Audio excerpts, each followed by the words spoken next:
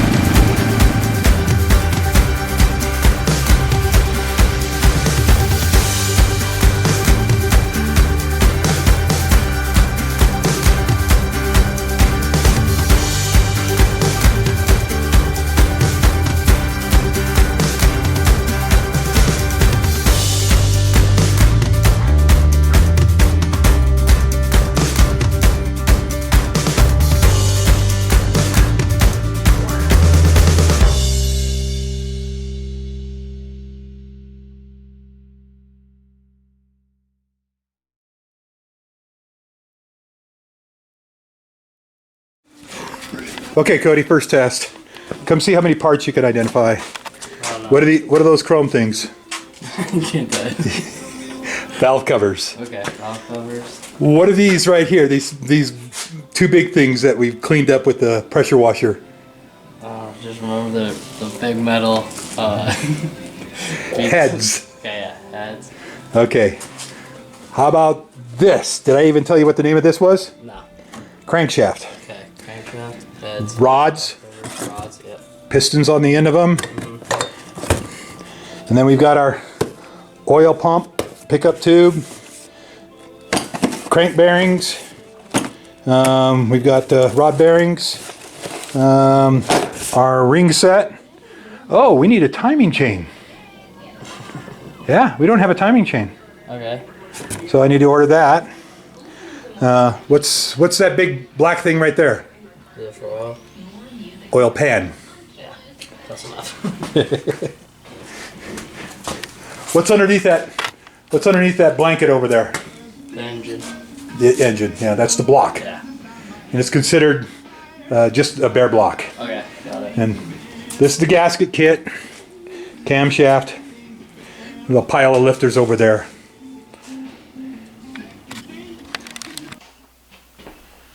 What was this? Crankshaft, Crankshaft, camshaft. camshaft, rods, pistons, block. Got it. Right. Okay, so this is a 1996 Chevrolet 350. Friend of mine brought it to me. He had bought the truck new. It had a rod knocking. He had I believe about 150,000 miles on it. And I rebuilt another motor for him and swapped it out. And I kept this motor as a core, and then I sent it to a machine shop. They bored it 30 over. They turned the crank 40 over, and so now what we're going to do is we're going to assemble this, and we're going to put it in Cody's grandfather's 1955 Bel-Aire. And a couple things that is going to be different about this. This engine was originally designed, it is one of the early Vortex.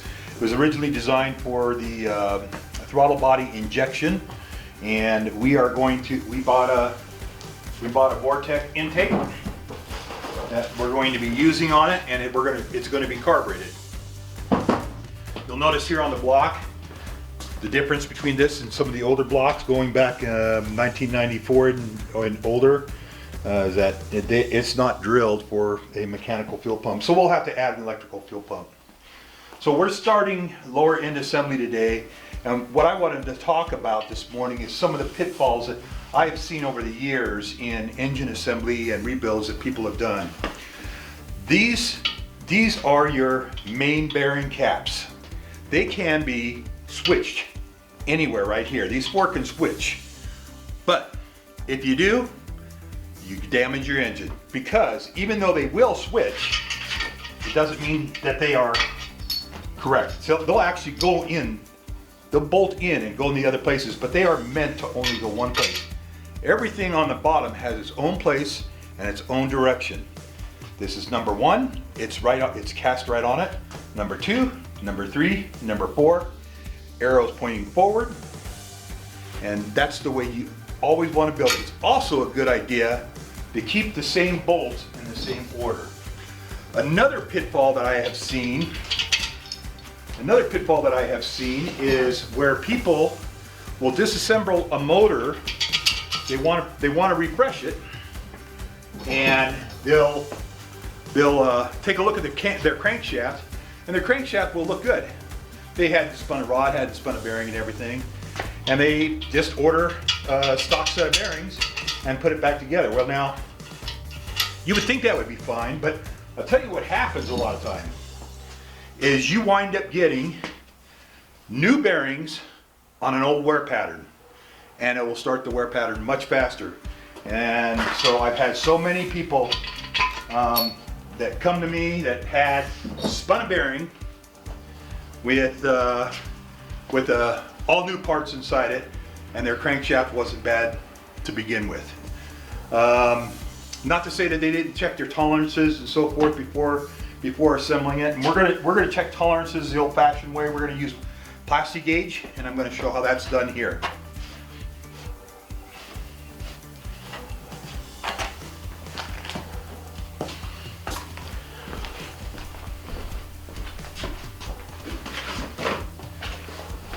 So when you assemble an engine, you want to use a good assembly lube, and just out of habit, or just what I've always done, I've been accustomed to using, is I've always used Lubriplate. That's my standard go-to assembly lube. I think a lot of people will agree with me on that. So I stopped and I bought a new tube of Lubriplate, and then I found 2 used tubes here that I still haven't gone through. So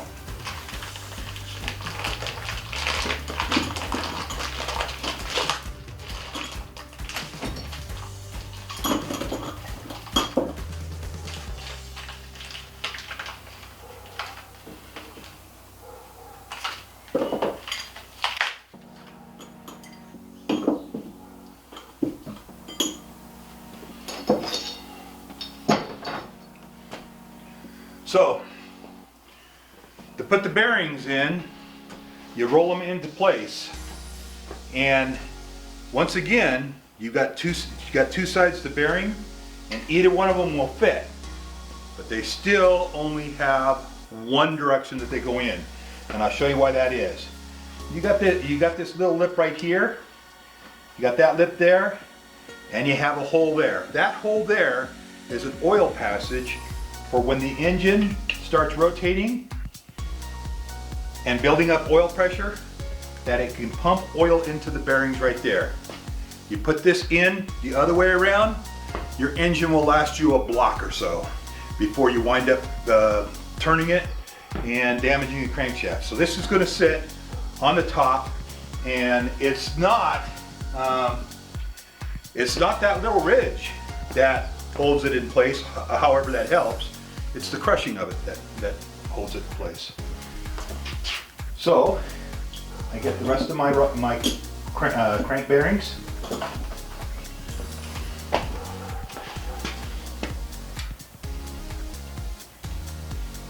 I push them in with a slight rotation. Holes down, lining up. I can look down through there. I can see light.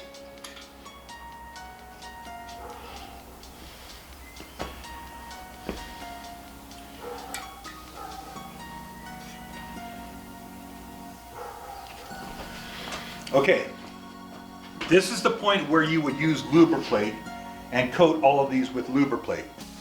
The reason we're not going to put Lubriplate on it right now is what we're going to do is we're going to double check the machine shop's tolerances. We're going to set the crankshaft in there. We're going to put the bearings into the crank caps, the main caps, and we're going to tighten it down while we have a piece of plastic gauge in there. And that plastic gauge is going to spread out when we tighten it down to torque. And then we disassemble it and we check to see how far that plastic gauge is spread out, And that will tell us if the tolerances are too tight, too loose, or just right.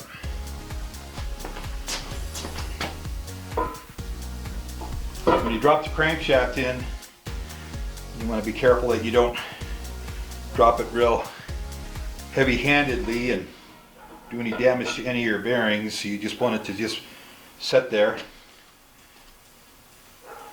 just like that. Now what we're going to do is we're going to get the plastic gauge.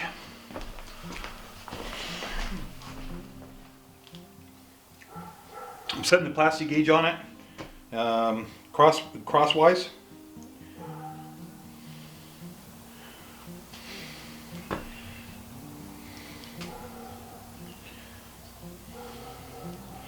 If you were to set it this way, you might just find itself getting into an oil valley, not crushing at all. Now I've got an oil passage right here that's facing perfectly up, so I wanted to go just to the side of it.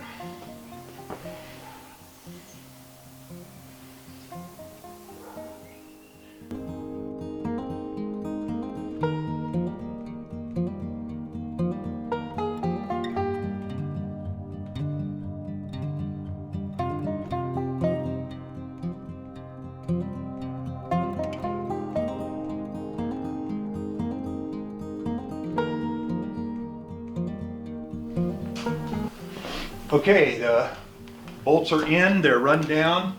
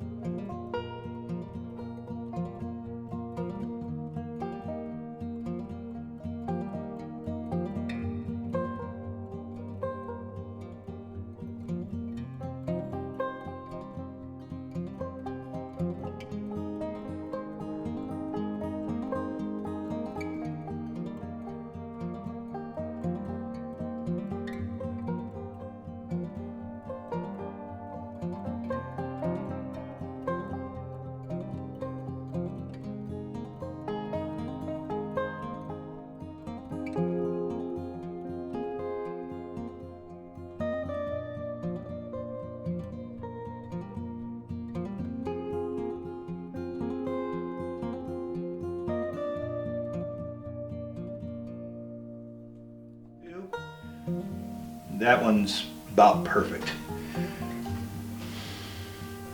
Same there. That one's minimum, or I guess it's a maximum tolerance is what you would call it then. Once again, maximum. You're just slightly over. So it's not that I don't trust the machine shop I went to. It's just a peace of mind that when I'm putting it together, that the tolerances are correct. Okay, so we're back to where we were a little while ago. The difference is we've plastic gauged the mains and found out they're all within tolerances. Now what we're going to do is we're going to reassemble it, but this time we're going to put it together with lubriplate.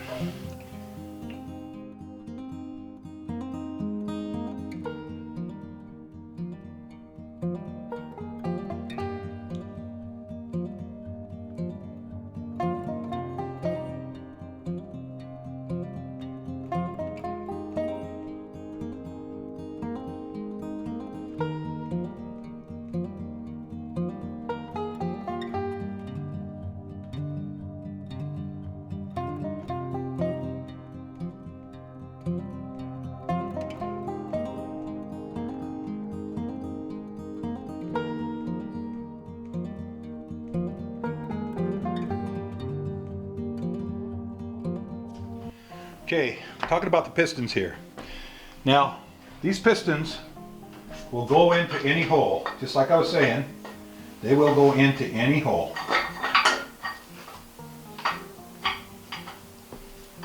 Get the wire out of me. See how that fits in there? And it fits in there nice and snug? Well, this happens to be, well, actually that's the right cylinder anyway. This happens to be cylinder 1 piston. The way you can tell is a number stamped on the rod. The piston has a mark for going forward. I think a lot of people would look at this 030 and think, okay, well that goes up, right up. Well, that piston is now facing backwards. You want this notch pointing forward. And like I say, every piston has its own cylinder and has its own direction. Every rod has its specific cap and has its own direction too. And the machine shop installed them on there the same way. When it comes to putting the rings on, this is the oil ring, bottom groove. When you get your box, typically they're labeled bottom groove, second groove, top groove. And you want to put them in the same direction that they're coming out of the box. Top, top, bottom, bottom.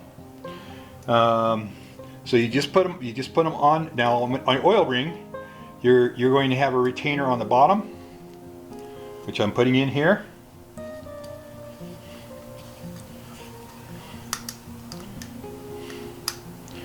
And you're going to have a retainer on the top.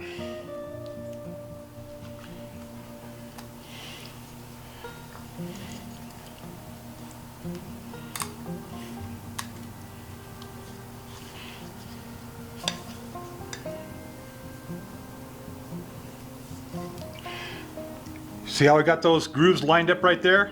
You don't want that. Because what you do is you separate the grooves, and it just actually adds to the sealing capabilities. And I've got the ring overlapping a little bit right now, and I don't want that. I just pushed it to where it's butt to butt. That's what you want. Okay, the second groove. Did you put that one on bottom? What's that? The second groove, you put it on bottom? Yeah, that's the way I had it.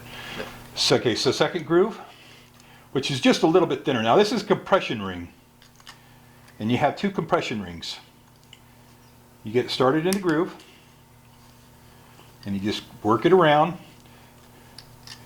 You do not have to muscle it, because you can actually break a ring if you put too much strength into it. Top groove.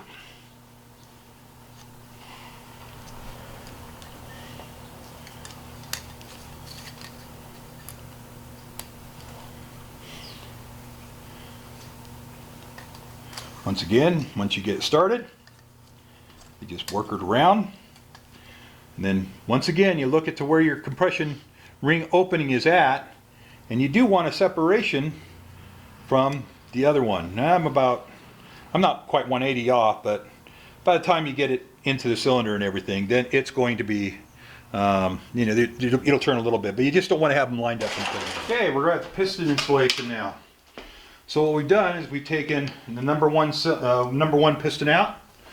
We've taken the cap off of it. We put the bearing on it. I did not put lubriplate on it because we are going to check tolerance on it. You'll notice I've got 2 hoses here.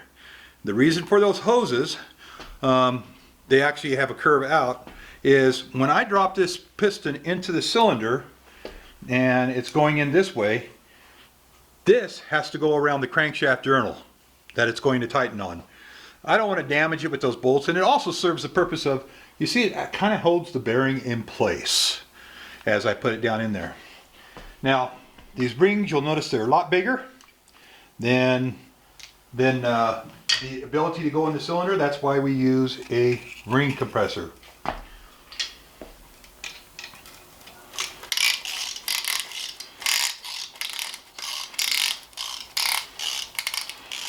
There's a lot of people that like rawhide hammers or rubber hammers for this. Now what that's done is that compressed those piston rings down and made it to where I'll be able to get them in the cylinder. Want to make sure, once again, dot's going forward. And then you have to kind of look down and see that your crankshaft is in a place that that is far enough down that your rod can get down to it and fall onto it. And this one is.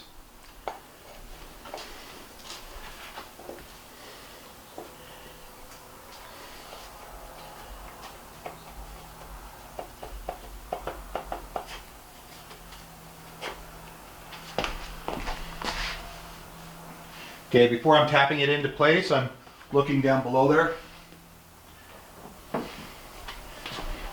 What I've always done is I've always just done the end of a hammer.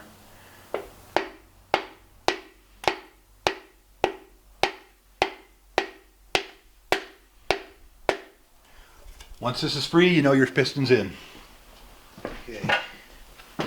Number one. Oh, okay.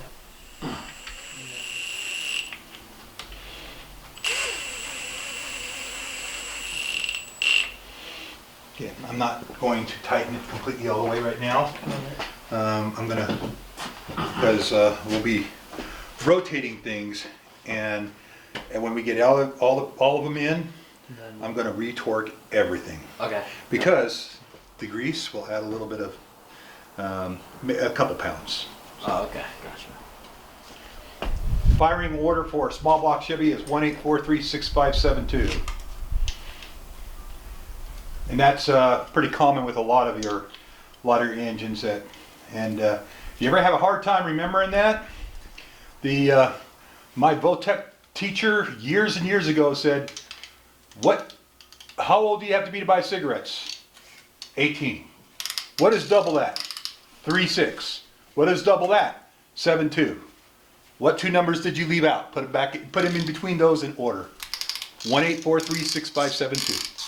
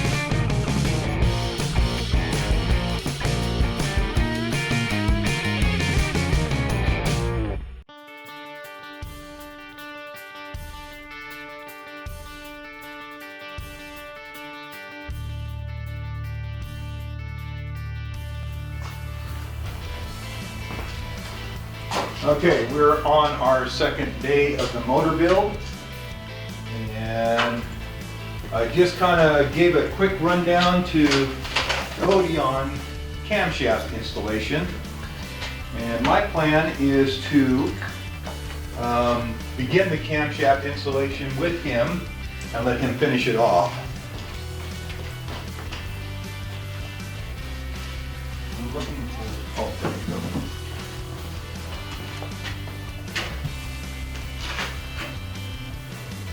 So you'll notice that I put a couple of longer bolts in the camshaft here, and that's to help guide it through the motor as we put it back in the motor. New cam bearings have been installed by the machine shop.